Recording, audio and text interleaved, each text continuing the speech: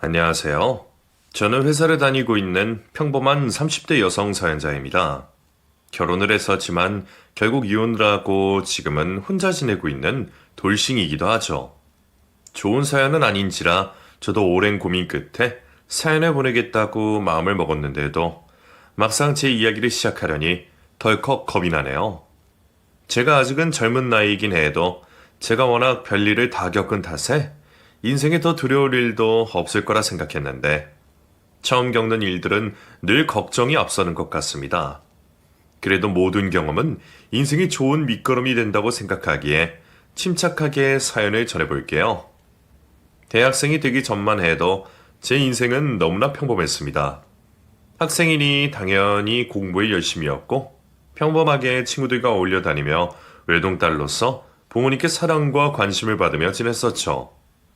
고등학교 3년 내내 공부만 하며 지낸 덕분에 무사히 바라던 대학에 들어간 저는 부모님 덕분에 등록금 걱정 없이 대학 생활을 하고 있었습니다. 넉넉한 형편은 아니라 평범한 가정이었던 탓에 등록금을 내주신 것만으로도 감사했던 저는 열심히 대학 생활을 하며 평범하지만 안정적인 삶을 지내고 있었죠. 그렇게 학점 걱정이나 하면서 한창 대학 생활을 하고 있던 제게 청천벽력 같은 소식이 찾아왔습니다. 아무도 예상할 수 없던 사고로 부모님이 돌아가시면서 제 인생은 그 후로 완전히 달라지게 되었습니다.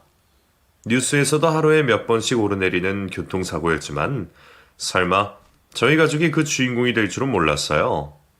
부모님은 사고로 중환자실 신세를 지게 되셨고 여러분의 수술 끝에도 결국 버티지 못하셨습니다.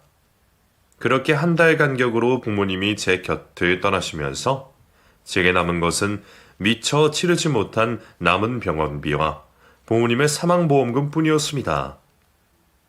워낙 큰 수술이었던 탓에 병원비를 전부 보험 처리할 수 없어서 집에 있던 돈을 거의 다 털어서 썼었는데 정작 부모님이 돌아가시니 큰돈이 생긴 것이 참 아이러니했네요. 제가 유일한 자식이었기에 부모님의 보험금은 전부 제 몫이 되었지만 그 돈이 부모님의 목숨값이라는 생각에 저는 부모님의 보험금에 차마 손댈 수 없었습니다.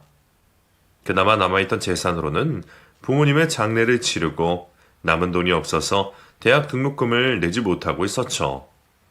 취업만 하면 바로 갚겠다며 그나마 가깝게 지냈던 친척분들에게 도움을 구하기도 했지만 제 사정을 뻔히 알면서도 누구도 저를 도와주는 사람은 없었고 저는 남은 대학 등록금과 생활비를 혼자 감당할 여력이 되지 못했습니다. 계속 휴학을 유지하고 아르바이트를 할까 생각도 했지만 부모님의 곁을 지키느라 이미 한참 졸업이 늦어진 탓에 복학을 더 미루기 어려웠어요. 결국 저는 쓰고 싶지 않았던 부모님의 보험금을 쓸 수밖에 없었습니다.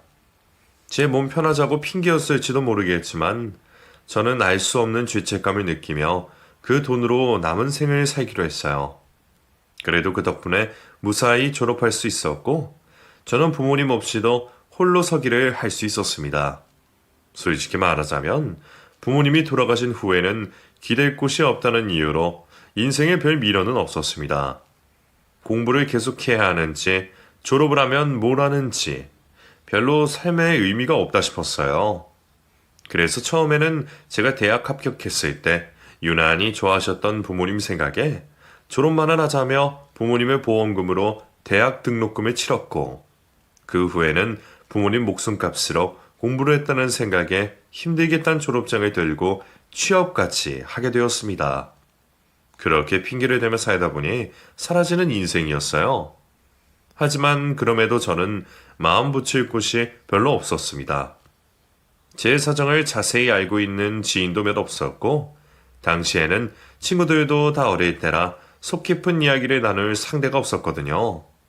그래서 저한테 진짜 친구는 저희 부모님 장례식을 마지막까지 지켜준 혜수가 유일하다 생각했어요. 대학 시절 만나게 된 혜수는 제가 힘들 때마다 곁에 있어주던 고마운 친구였고 제 모든 고민을 털어놓는 사람이었습니다. 친구는 혜수가 있으니 하나면 족하다고 해도 가족이라 부를 수 있는 사람은 결국 없었네요. 욕심으로는 좋은 사람을 만나서 제 가정을 꾸리고 싶은 마음도 있었지만 고아인 제 사정을 꺼려하는 사람들 때문에 연애와 결혼도 쉽지 않은 일이었습니다. 하지만 인연은 어디에다 있는지 그런 제게도 다가와준 사람이 있었어요. 그게 바로 인수 씨였죠. 거래처 직원으로 처음 만났었던 인수 씨는 참 좋은 사람이었습니다. 사람들에게 늘 다정하고 친절해서 주변 평판도 너무 좋았었죠. 그런 사람이 저처럼 가족이 없다는 것을 알게 된 것은 한참 뒤의 일이었습니다. 저와 달리 워낙 긍정적인 사람이라 그런 슬픔이 있는 줄 몰랐는데 우연히 인수 씨 부모님의 기일을 알게 되어 그 사람의 사정까지 듣게 되었어요.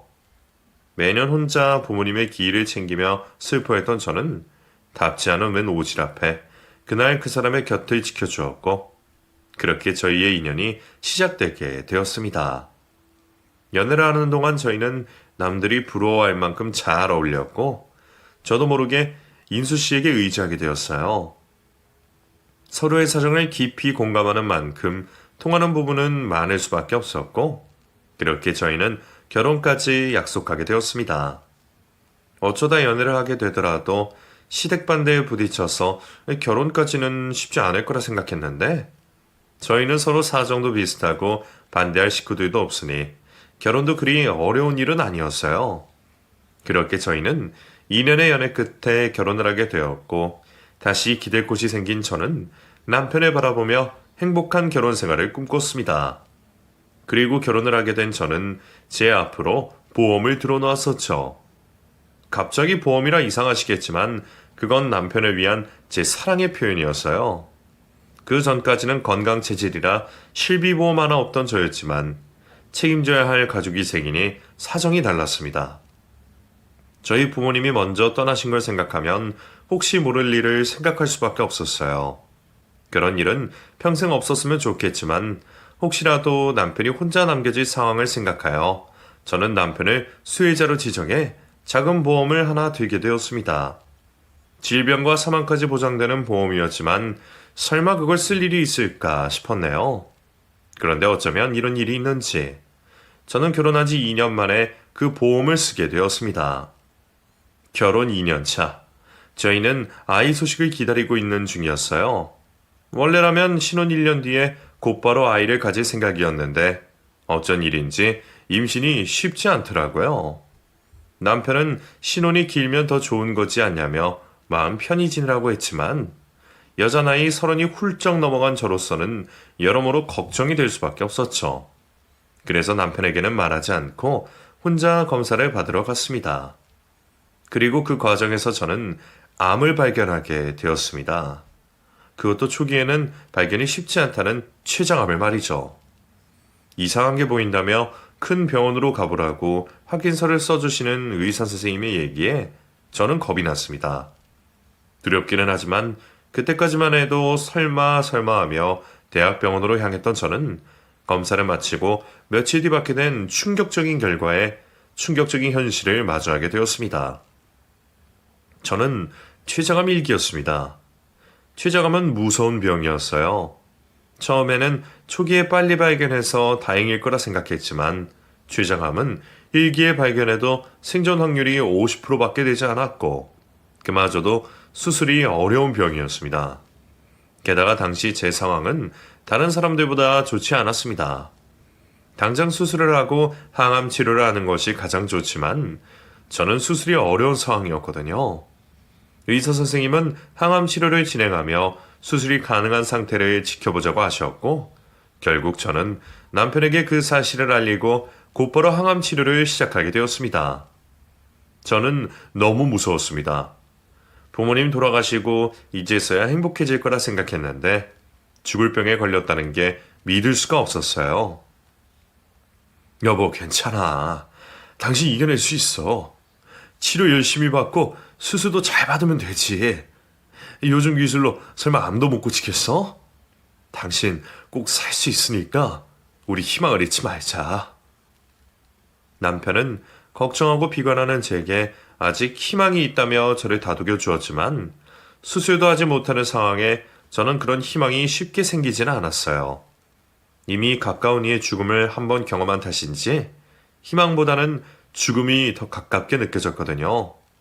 그래도 저는 저를 걱정하는 사람들을 위해 희망을 포기할 수가 없었습니다. 치료 때문에 회사까지 관둔 저를 대신해서 주말 근무에 야근까지 하는 남편과 친구도 별로 없는 저를 위해 제 간병까지 자처해준 친구 혜수가 있었으니까요. 남편이야 유일한 저의 가족이니 어쩌면 희생이 당연했지만 자기 삶을 살기에도 바쁠 친구까지 저를 위해 애써주는 모습이 저는 무척 고마웠습니다. 하지만 언제까지 가까운 사람들에게 희생에 바랄 수 없었던 저는 결국 간병인을 알아보기로 했어요. 남편 역시 회사 일 때문에 저를 옆에서 챙길 수 없어서 미안하다며 자기가 직접 발품을 팔아 좋은 간병인을 구해주겠다고 했습니다. 남편은 직접 저를 챙기지 못해서 미안하다고 했지만 저는 그것만으로도 무척 고마운 마음이었어요. 이미 외벌이에 혼자 돈 벌겠다고 고생하는 남편을 보면서 저는 미안한 마음밖에 없었거든요. 그리고 혹시나 내가 없으면 혼자 남겨진 남편을 생각하니 제가 그 사람에게 죄를 짓는 마음이었죠.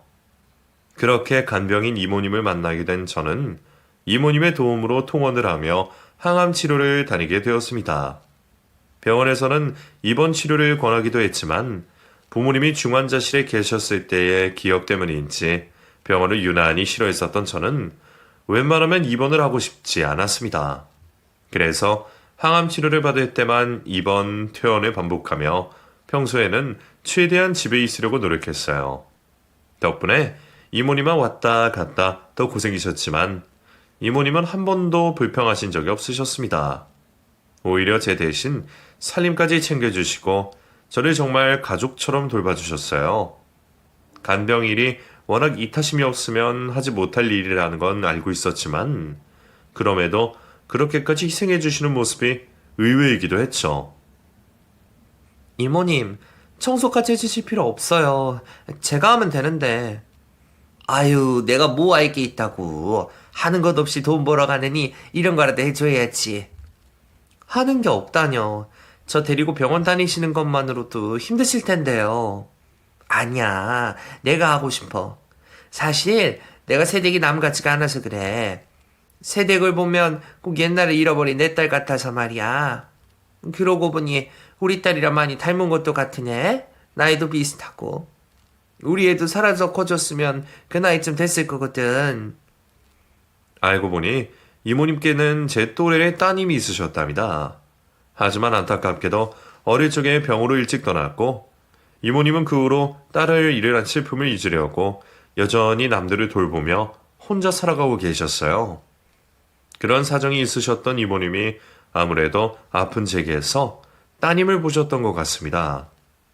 그래서인지 제게 정말 엄마처럼 잘해주셨어요. 너무 잘해주시고 챙겨주시는 덕에 민망스러울 정도로 죄송했지만 저도 오랜만에 받는 그런 애정이 싫지는 않았습니다. 물론 제게도 의지하는 남편과 친구가 있었지만 이모님은 왠지 저희 엄마가 생각나게 하시는 분이었거든요. 정말로 친정엄마가 해주시는 것 같은 음식들과 간병에 저는 좀 더 마음 편히 치료를 받을 수 있었습니다. 하지만 그런 치료에도 차도가 금방 생기지는 않았어요. 벌써 몇 달이 지났는데도 수술할 수 있는 기미는 보이지 않았고 주변에서도 자꾸만 나쁜 소식들만 접하다 보니 제 스스로도 포기하고 싶어질 때가 있었죠. 하지만 저를 응원해주는 사람들의 마음을 모른 채 할 수 없었던 저는 저를 아껴주는 사람들의 응원으로 힘든 항암 치료를 이겨내며 버티고 있었어요.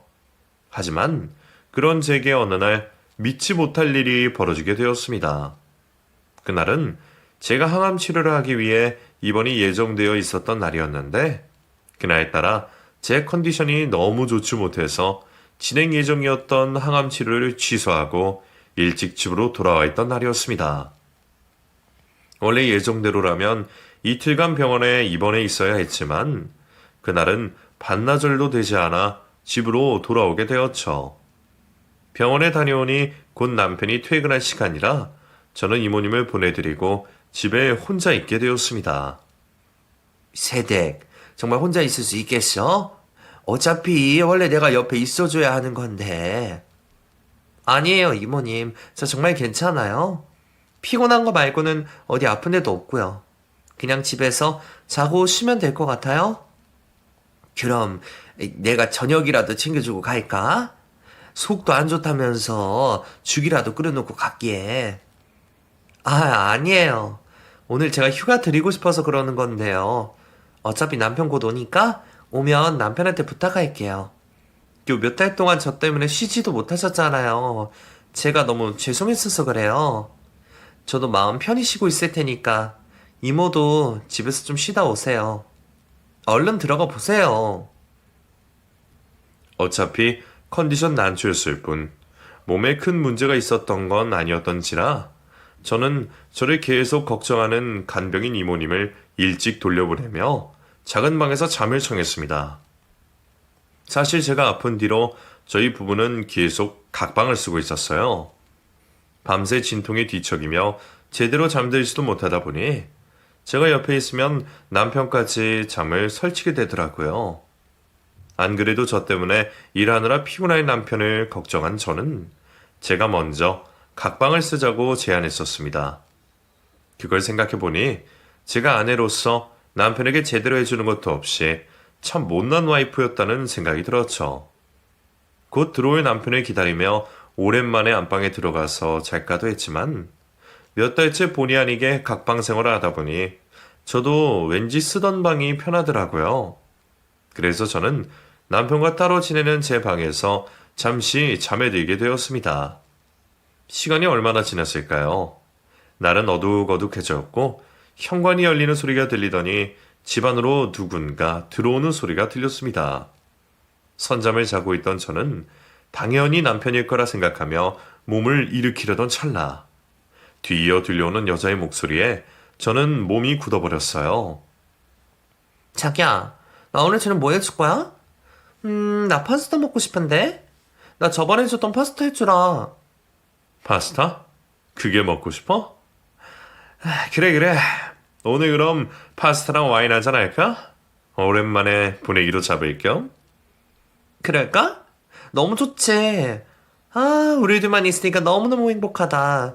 자기야, 나 요즘 정말 행복해. 나도 정말 행복해.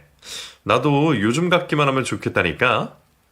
근데 우리 이래도 되는 거 맞나? 나 가끔 진짜 불안해. 이제 와서 뭘. 어차피 가망도 없어 보이고 이제 얼마 안 남았어. 우리는 그냥 계속 조심하다가 민영이 죽으면 마음 편히 새 출발하면 되는 거야. 민영이 이 기집애가 언제 나 몰래 보험을 들어놨는지 그건 기특하다니까. 아무튼 우리는 그냥 고맙게 보험금만 받으면 되는 거야. 그때만 되면 더 큰 집으로 이사도 가고 내가 자기 호강시켜줄게. 집안에서 들려오는 의문의 여성의 목소리는 제가 익히 잘 알고 있던 사람이었습니다. 바로 제게는 자매만큼이나 가까웠고 제 사정을 모두 알 만큼 유일했던 단짝 친구 혜수였었죠. 너무 오래 알고 지내서 절대 모를 리 없는 그 목소리를 듣자 저는 온몸이 떨리는 듯 했습니다. 이 시간에 두 사람이 우리 집에 왜 있는 것이고 두 사람이 무슨 관계인지 직접 보지 않아도 알게 되는 상황에 저는 정신을 잃을 것만 같았습니다. 그런데 그들의 대화 내용은 더욱 충격적이었어요. 내가 집안에 있는지 모르고 정신없이 떠드는 두 사람이 지금 대체 무슨 이야기를 하고 있는 건지. 저는 제가 죽으면 제 보험금으로 새 출발을 하겠다는 두 사람의 끔찍한 계획을 알게 되었습니다. 그 순간 저는 거실에 있는 두 사람의 존재가 너무 무서웠습니다. 여태 제게 의지가 되어주고 유일한 편이라 생각했던 두 사람이 한순간에 저희 적이 되는 그 순간 저는 당장 그 집에서 벗어나고 싶은 생각뿐이었어요. 제가 몸만 성했더라면 당장 뛰어나가서 도망을 치거나 두 사람을 아작내기라도 했겠지만 몸도 마음도 약해져 있던 제가 그 상황에 할 수 있는 것은 아무것도 없었습니다.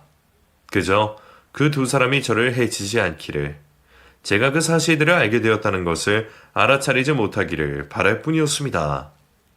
한 집에 있어 숨지도 도망치지도 못하게 된 저는 다시 침대로 돌아가 억지로 눈을 감았습니다.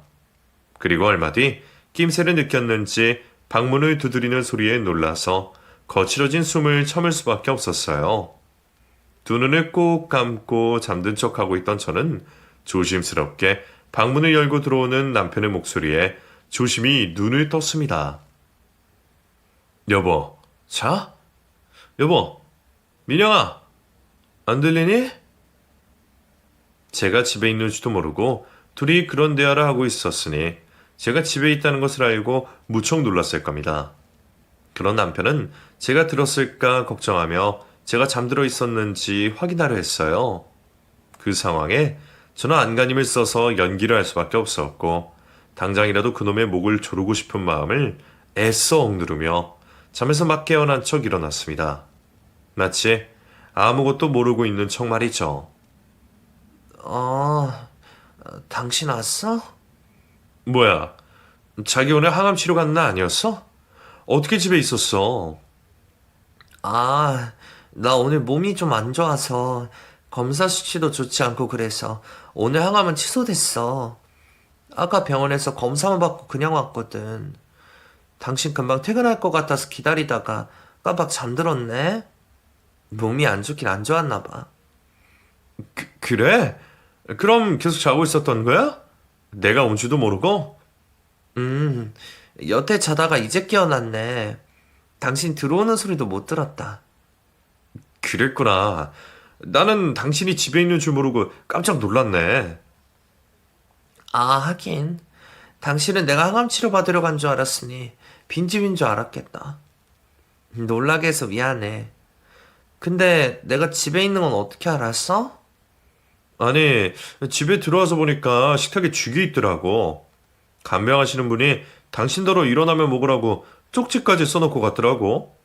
그래서 당신 혹시 집에 있나 그때 알았지. 이모님을 귀찮게 해드리기 싫어서 그냥 가시라고 그랬더니 이모님이 그 와중에 기어이 제 죽을 끓여놓고 가셨나 봅니다. 덕분에 남편은 제가 아파서 하루 종일 잠들어 있었는 줄 알고 있었고 저는 의심을 사지 않을 수 있어서 오히려 다행이었죠. 제가 별다른 내색이 없자 두 사람의 밀담을 듣지 못했다고 생각했는지 긴장되어 굳어있던 남편의 얼굴이 금세 퍼졌습니다. 난 또 당신이 항암 치료를 까먹었나? 왜 집에 있나 했지. 그럼 나한테 미리 연락 좀 하지 그랬어. 더 일찍 들어와서 당신이랑 있어줬을 텐데. 그럴까 했는데 당신 걱정시키고 싶지 않아서. 어차피 피곤해서 하루 종일 자느라 그럴 겨를도 없었어. 괜찮아. 그래도 많이 아픈 건 아니라니까 다행이네. 참, 그럼 당신 제대로 먹은 것도 없겠네? 그럼 얼른 죽이라도 먹어야겠다. 오랜만에 자기랑 같이 저녁 먹게 됐네? 한시름 덜은 남편은 저를 다시 눕혀두고 저녁을 먹기 전에 쓰레기를 버리고 오겠다며 다시 밖으로 나갔습니다.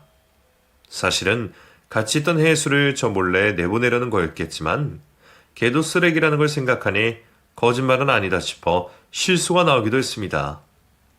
남편이 다시 돌아와 저를 보며 선심을 쓰듯 같이 저녁을 먹자고 했지만 저는 그날 도저히 식사를 할 수 없었습니다. 남편의 구역질 나는 그 얼굴을 보고 있자니 죽 한술도 뜰 수가 없었거든요. 당신 왜 그래? 그렇게 못 먹겠어? 많이 아픈 거 아니야? 아니야. 그냥 약기운 때문에 소화가 안 돼서 그래. 아무래도 나 더 자야겠어. 미안한데 오늘 저녁도 당신 혼자 먹어야겠다. 오랜만에 같이 얼굴 보고 식사하고 싶었는데 미안해. 결국 저는 이모님이 준비해주신 죽도 제대로 먹지도 못하고 다시 방으로 들어와 눕게 되었죠. 그리고 불 꺼진 방에 누워 하염없이 조금 전 있었던 일에 대해 되뇌었습니다. 대체 언제부터였을지, 그것들이 그동안 나를 어떻게 기만했을지 너무 기가 막혀서 말이 나오지 않았어요. 솔직히 처음에는 그 상황을 믿고 싶지도 않았습니다. 아무리 성욕에 미친 인간들이라고 해도 어떻게 가장 가까운 사람을 두고 바람을 필 수 있을지, 와이프와 친구가 아픈 틈을 타서 그런 짓을 벌일 수 있을지 제 입장에서는 도저히 믿기지 않았거든요.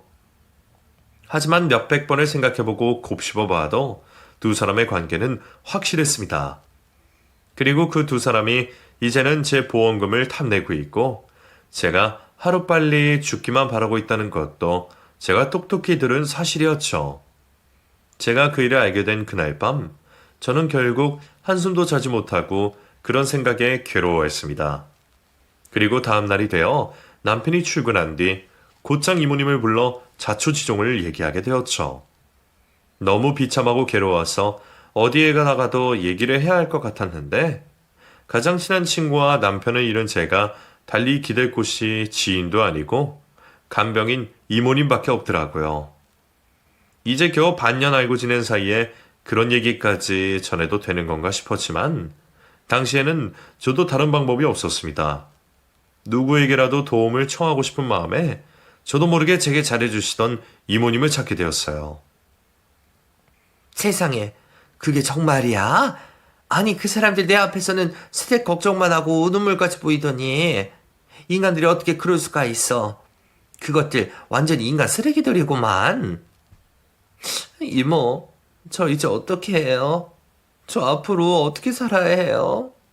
그 두 사람이 저를 두고 그럴 줄은 정말 몰랐어요. 아이고, 새댁이 정말 많이 힘들었겠다. 그래도 모른 척한 건 정말 잘한 거야. 그 상황에 괜히 아는 척 했다가는 큰일 날 뻔했다. 남의 목숨값 노리는 것들이 새댁이 그걸 알았다는 걸 보고 가만히 뒀겠어? 당분간은 계속 모른 척하고 조심하는 게 좋을 것 같다. 암튼 그 썩을 것들 정말 천벌을 받아야 하는데 말이야. 그럼 계속 그렇게 모른 척만 해요? 저 앞으로는 어떻게 해야 해요? 어떻게 하긴 얼른 이혼을 해야지. 그런 놈이랑 한시도 같이 있을 수 없잖아. 새댁이 계속 참고 살다가는 그 전에 사단이 날 거다. 가뜩이나 몸도 아픈데 그런데 신경 쓰고 스트레스 받을 수는 없잖아. 아유, 세상에. 그렇게 멀쩡한 사람도 아니고 아픔만으로 두고 그럴 수가 있는 거야? 게다가 가장 친하다는 친구란 년이 어떻게 남의 남편을 넘볼 수가 있어? 이것들 정말 가만히 두면 안 되는데. 간통죄가 왜 없어졌는지 몰라. 아주 그런 썩을 것들은 감옥에 보내서 평생 콩밥을 먹게 해야 하는데 말이야. 너무 황당하고 무서워서 화낼 기력도 없는 제 대신 열심히 화내주시던 이모님은 제게 더 큰 일이 벌어지기 전에 하루빨리 이혼하라고 말씀해 주셨습니다. 저도 이혼밖에는 답이 없다는 걸 알고 있었지만 제대로 된 외도 증거도 없는 상황에 이혼이 쉬운 결정은 아니었어요. 남편 역시 제가 두 사람의 관계를 알고 있다는 걸 밝히지 않기 전에는 이유도 없이 순순히 이혼을 해줄 사람이 아니었고, 그렇다고 모든 걸 알고 있다고 밝히자니 혹시 모를 보복이 두렵기도 했습니다. 제가 건강하고 물질적으로나 체력적으로나 여유가 있었더라면 직접 나서서 이혼 변호사를 알아보고 여차하면 심부름 센터라도 알아봤을 텐데 당시에 저는 그럴 돈도 기력도 없는 상황이었고 그 탓에 이혼이 쉬울 것 같지 않았습니다. 하지만 다른 무엇보다 가장 큰 문제는 결국 제 마음 상태였어요. 그동안 저를 걱정하는 남편과 친구 덕분에 겨우 버텨왔던 제가 가족과도 같은 유일한 사람들에게 배신당하고 농락당했다는 사실은 저를 충분히 좌절하게 만들었으니까요. 아무렇게 된 후로 매일 죽고 싶고 포기하고 싶던 생각을 주변 사람들의 응원으로 겨우 억누르고 있었던 제가 결국 모든 걸 포기하게 만들었죠. 이혼이요? 솔직히 지금은 잘 모르겠어요. 이혼을 하면 뭐 하는지, 남편한테 보험금이 가면 또 어떤지, 그게 다 나랑 무슨 상관일까 싶네요. 그게 무슨 말이야? 무슨 상관이냐니? 그럼 그것들이 세댁 두고 잘 살아도 괜찮아? 그렇잖아요. 저 항암 치료 받으면서도 차도가 있는지도 모르겠고 당장 수술도 못할 거라. 그러면 살 확률은 점점 떨어지고 있는데 제가 죽으면 보험도 결국 누군가는 받아야 할 돈이잖아요. 그렇다고 제가 부모 형제가 있는 것도 아니고 가족이라고는 남편 그놈 하나뿐인데 어차피 사라질 돈이면 누가 쓰든 무슨 상관이었겠어요. 그렇다고 얼마 남았을지 모를 제 인생. 이혼 소송한다고 허비하고 싶지도 않고, 그럴 힘도 없네요. 모든 것을 체념한 듯 담담히 말하는 저를 보며 이모님은 선뜻 말씀을 꺼내지 못하셨습니다. 왜 그런 생각을 하느냐고, 당연히 살 수 있다고, 확신할 수 없는 말들로 그저 부추기기에는 이모님이야말로 제 사정을 가장 잘 알고 계셨을 겁니다. 이모님이 그동안 간병일을 하시면서 저같이 희망을 잃고 삶을 포기하려는 사람을 얼마나 많이 보셨는지 저도 잘 알고 있습니다. 하물며 치료에 차도를 보이고 살 거라는 확신에 차 있던 환자들도 어느 날 하루아침에 상태가 나빠져서 죽어버리는 모습을 보면서 이모님도 제게 함부로 살 거라고 말씀하지 못하셨겠죠. 저도 그런 사례를 모르지 않았기에 제 스스로 희망을 가지려 하지 않았습니다. 오히려 그동안 남편을 위해 억지로 버텼던 제가 더 이상 버텨야 할 이유를 찾지 못했던 거였죠. 그 후로 저는 남편에게 별 내색은 하지 않고 남은 치료를 받으면서도 이혼을 준비하거나 살 거라는 희망을 다시 찾지는 못했습니다. 상태가 좋아지면 수술도 알아보자던 의사 선생님은 매번 검사 결과를 보시며 고개를 저으셨고, 저는 제게 남은 시간이 얼마 없으리라 생각하고 있었습니다. 어쩌면 그때는 어차피 살아서 뭐하나 싶은 생각까지 들었어요. 복수를 하려는 마음도 기력이 있어야 하는 것인지, 저는 남편과 제 친구가 중후스러우면서도 그럴 수가 없었죠. 남편이 매일 야근에 출장을 가야 한다며 뻔한 거짓말을 하는 것을 보면서도 아무런 생각을 하지 않았습니다.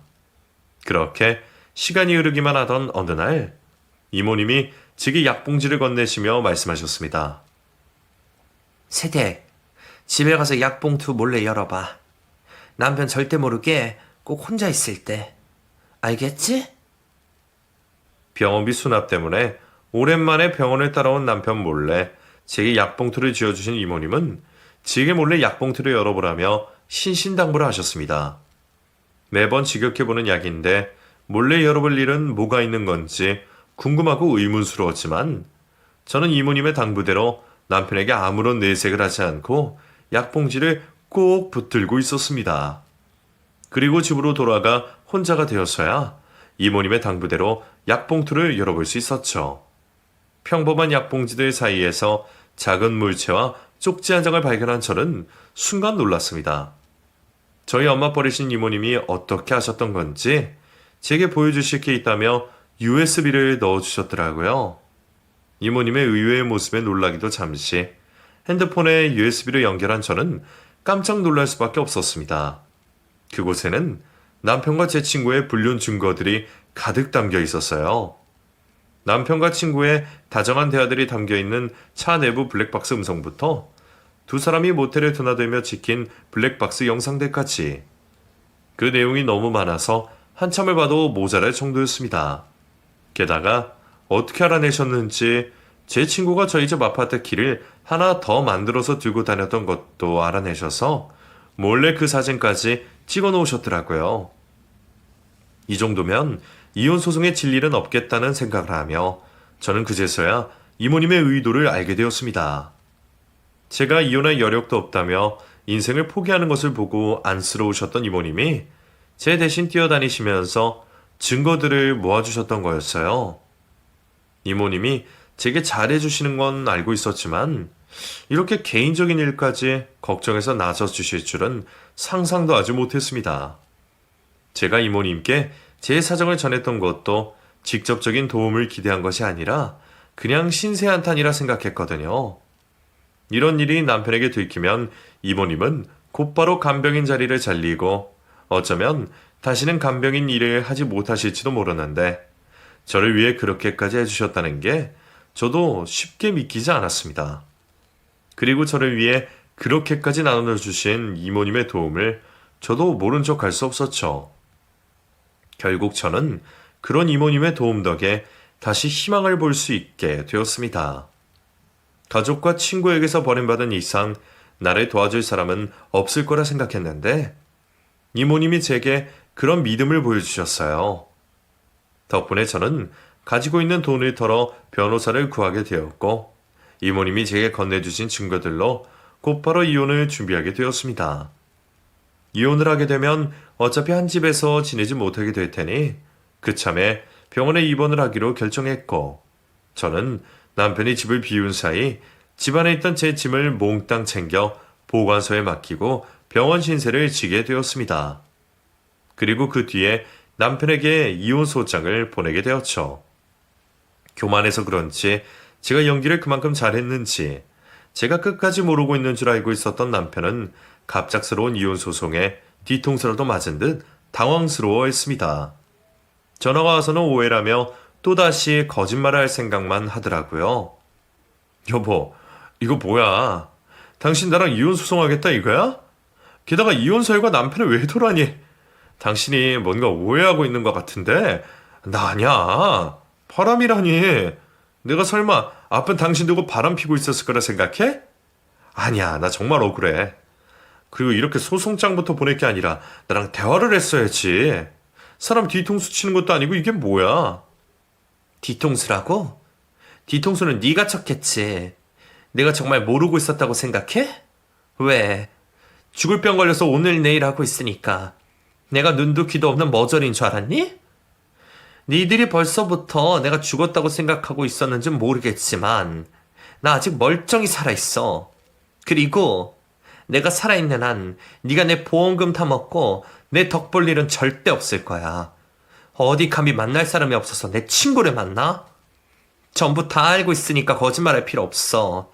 그리고 이제 곧 혜수한테도 소송장 날아갈 거니까 준비하라고 전해줘. 간통죄는 없어졌지만 상간녀 소송은 할 수 있더라고. 뭐 그 돈이 내 보험금에 비하면 얼마 안 되겠지만 걔도 그 정도 벌은 받아야지. 그럼 나는 할 말 다 했으니까 앞으로 할 말 있으면 변호사 통해서 하고 다시는 얼굴 보지 말자. 마음 같아서는 쌍욕이라도 해주고 싶었지만 혹시 그놈이 녹음을 하고 있을지도 모른다는 생각에 저는 변호사님의 조언대로 최대한 차분하고 침착하게 대응했습니다. 물론 어쩔 수 없이 끓어오르는 분노는 지울 수 없었지만요. 남편과 이혼 소송을 하면서 몇 번이나 더 만나야 할지, 그놈의 뻔뻔한 얼굴을 봐야 할지 걱정이었는데 이혼 소송 시에는 제가 직접 나서지 않아도 된다고 하더라고요. 게다가 제가 생사의 갈림길에 놓여있던 탓에 직접 얼굴을 비추지 않아도 판사님께서 아픈 저를 가여이 여겨주셨겠죠. 덕분에 저는 그 후로 남편 얼굴 한번 보지 않고 변호사를 통해 무사히 이혼을 하게 되었고, 제가 예상했던 것보다 훨씬 많은 재산 분할을 받을 수 있게 되었습니다. 돈 때문에 했던 소송은 아니었지만 남의 목숨값 노리던 그놈에게는 적지 않은 피해였을 거라는 생각에 나름 속이 시원하기도 했어요. 그리고 상간녀 소송에서도 위자료를 받아낼 수 있었습니다. 하지만 제 복수는 거기서 끝나지 않았어요. 저는 소송 결과를 포함한 두 년놈들의 외도 증거들을 모두 모아서 두 사람을 함께 알고 있는 제 주변 지인들에게 전했습니다. 자기 와이프와 단짝 친구를 속일 정도로 워낙 남들 앞에서는 착한 척 위선 떠는 것들이라 주변 평판을 중요하게 생각하는 인간들이었거든요. 그런 인간들에게는 위자료보다 체면이 중요할 거라는 생각에 그렇게 했습니다. 아니나 다를까 소문은 삽시간에 퍼져갔고 결국은 그 두 사람 귀에까지 들어가게 되었어요. 예상한 것은 아니었지만 누군가 그 인간들의 회사에까지 소문을 내주는 바람에 직장생활까지 어려워졌다고 듣게 되었네요.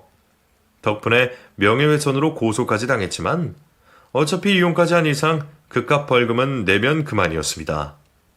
불과 몇 달 만에 이혼에 소송까지 당하고 나니 정신이 하나도 없었네요. 하지만 그만큼 마음은 편할 수 있었죠. 그 덕분인지 제게 더 믿을 수 없이 좋은 소식도 전해지게 되었습니다.